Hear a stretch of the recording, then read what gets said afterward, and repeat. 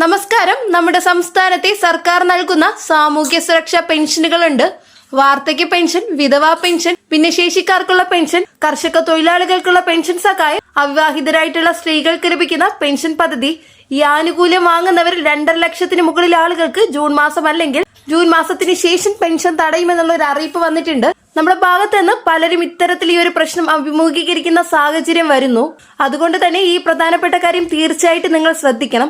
ഇത് നമുക്ക് സ്റ്റാറ്റസ് പരിശോധിച്ചുകൊണ്ട് തന്നെ കണ്ടെത്താനായിട്ട് സാധിക്കുന്നതാണ്. അങ്ങനെ കൃത്യമായിട്ട് കാരണം മനസ്സിലാക്കി അതിന്റെ തിരുത്തലുകൾ നമ്മുടെ ഭാഗത്ത് നിന്ന് വരുത്തുകയും വേണം. മറ്റ് ക്ഷേമനിധി ബോർഡുകൾ വഴിയൊക്കെ പെൻഷൻ ആനുകൂല്യം വാങ്ങുന്നവർക്ക് തടസ്സമില്ല. അവർക്ക് സർക്കാർ നൽകുന്ന 2000 രൂപ വീതമുള്ള ധനസഹായം മുടങ്ങാതെ ലഭിക്കും. എന്നാൽ ഇപ്പോൾ ധനസഹായം മുടങ്ങാൻ സാധ്യതയുള്ളത് 2000 രൂപ വീതം ക്ഷേമ പെൻഷൻ ലഭിച്ചുകൊണ്ടിരിക്കുന്ന, അതായത് സാമൂഹ്യ സുരക്ഷാ പെൻഷൻ ലഭിച്ചുകൊണ്ടിരിക്കുന്ന ചുരുക്കം ചില ഗുണഭോക്താക്കൾക്കാണ്.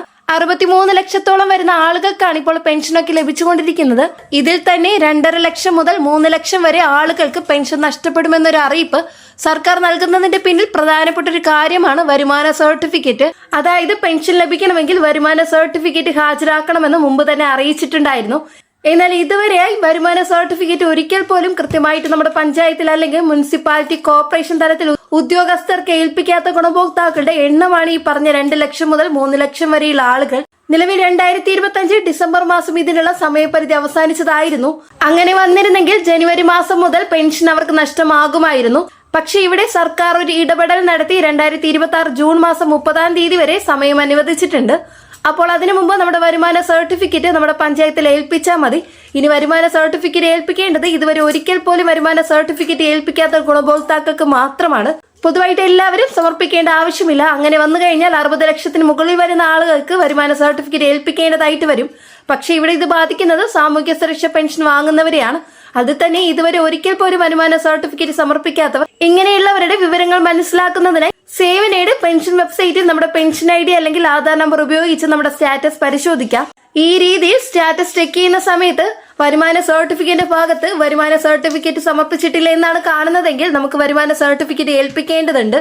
ഇനി അത് ബാധകമല്ലെങ്കിൽ നിലവിൽ സമർപ്പിച്ചിട്ടുണ്ട് എന്നൊക്കെയാണ് കാണിക്കുന്നതെങ്കിൽ നമുക്ക് തടസ്സങ്ങളില്ല. നമ്മൾ മുമ്പ് വരുമാന സർട്ടിഫിക്കറ്റ് കൊടുത്തിട്ടുള്ളവരാണ്. അതുകൊണ്ട് തുടർന്ന് നമുക്ക് ഈ ആനുകൂല്യം ലഭിക്കുകയും ചെയ്യും. അപ്പോൾ 2.5 ലക്ഷം പേർക്കാണ് ആനുകൂല്യം തടസ്സപ്പെടുന്ന അറിയിപ്പ് വന്നിട്ടുള്ളത്.